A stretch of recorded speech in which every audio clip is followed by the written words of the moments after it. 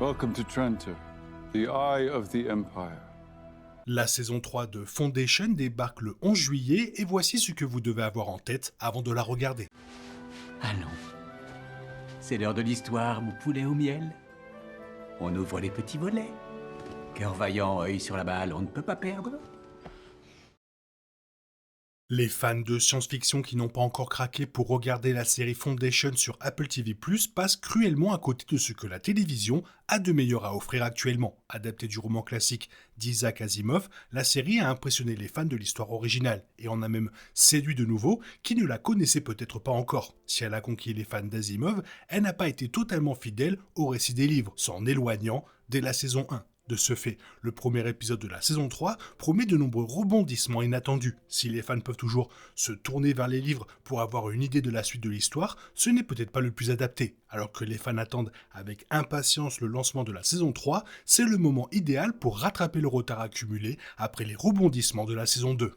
Les modifications apportées aux détails des livres sont importantes, mais globalement nécessaires pour s'adapter au format télévisuel. Ceux qui connaissent l'histoire reconnaîtront l'approche conceptuelle privilégiée par l'auteur pour raconter son histoire, contrairement à la narration plus centrée sur les personnages de la série, qui met davantage l'accent sur le passé et les motivations des personnages. La série a également introduit plusieurs intrigues et développements majeurs qui n'avaient jamais eu lieu dans les livres, comme la mort de Harry Seldon et l'attaque terroriste de Trantor. D'autres libertés créatives majeures ont inclus les modifications apportées à certains personnages, que ce soit dans leur genre ou dans leur rôle dans l'histoire globale. L'histoire elle-même a été modifiée, à en juger par l'état actuel de l'histoire, peu importe que les spectateurs connaissent les événements des livres, car si l'on en croit l'exécution et la montée en puissance du final de la saison précédente, ils sont tous assurés de vivre une aventure mouvementée avec le début de la saison 3. Les fans qui se sont attachés au personnage de Salvor Hardin ont été choqués et attristés par sa mort à la fin de la saison 2. Telem, avant de mourir, a réussi à prendre possession de l'esprit du petit Josiah, le forçant à tenter d'assassiner Gaal. Bien que Salvor ait tué et empêché Josiah de le faire, c'est elle qui a finalement péri. Si l'histoire de la série permet de faire revenir des personnages décédés, Salvor a également été incinéré après sa mort, rendant tout retour potentiel pour la saison 3 et au-delà hautement improbable. Initialement, le personnage était censé être tué dans la saison 3, comme le montre la vision que Gaal avait dû muler comme responsable. Bien que la décision de la tuer prématurément soulève quelques questions quant à la véracité globale des visions de Gaal et démontre que la psychohistoire n'est effectivement pas immuable, elle n'enlève rien à l'impact choquant et émotionnel qu'elle a eu. Au contraire, elle l'accentue. C'était une décision inattendue à plus d'un titre, surtout si l'on considère que cela contredit fortement le parcours du personnage dans les romans. Elle est plutôt représentée comme un homme dans l'œuvre d'Asimov et il est démontré qu'elle a survécu jusqu'à la fin du dernier roman. Selon une interview, le showrunner David S. Goyer a admis que la décision de placer la mort du personnage dans le dernier épisode de la saison avait effectivement été prise afin de créer un impact émotionnel plus fort.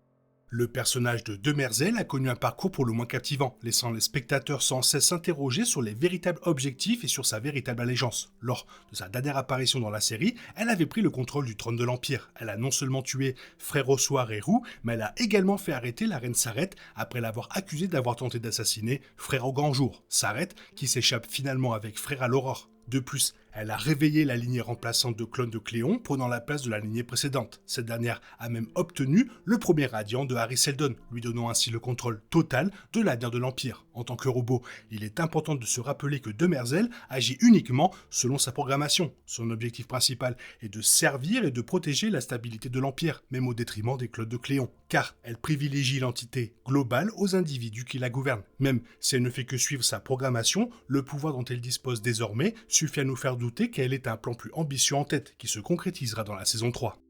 Le suspense le plus marquant et le plus inquiétant de la saison 2 fut, de loin, l'arrivée du mulet, qui traque Gaal et représente une menace sérieuse pour la Fondation elle-même. Dans les livres, il est présenté comme un puissant mutant qui utilise ses capacités mentales pour perturber le plan de psychohistoire de Harry Seldon, ce plan s'appuyant fortement sur la cohérence des émotions humaines. La télépathie du mulet empêche d'utiliser ses émotions, les soumettant totalement à sa volonté. Ses pouvoirs lui confèrent la capacité terrifiante de conquérir des planètes entières et de bâtir un empire uniquement par la manipulation émotionnelle. émotionnel plutôt que par des actes de violence physique de masse. Le personnage a fait sa première apparition dans la saison 2 lors d'une vision de Gaal, le montrant en pleine guerre contre elle. Comme mentionné précédemment, la véracité de ces visions est à prendre avec des pincettes, car elles annoncent également la mort de Salvor Hardin aux mains du mulet, alors que la série l'a présenté plutôt comme une exécution par Josiah possédée par Tellem. Les fans devront attendre de voir comment la menace du mulet sera gérée, mais ils devraient savoir que Gaal a déjà un plan.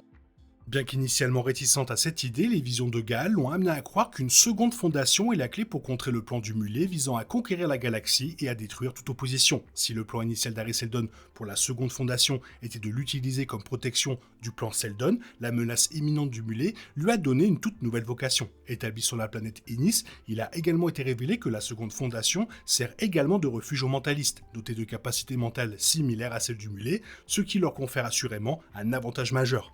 Les fans peuvent s'attendre à un début de saison 3 avec un saut dans le temps d'un peu plus d'un siècle, permettant à Gaal et Seldon de mener la fondation secondaire à la victoire. La saison 2 s'est terminée avec leur cryo-sommeil, laissant leur place dans un futur lointain incertain. Quoi qu'il en soit, il ne fait aucun doute que cette saison sera la plus épique à ce jour.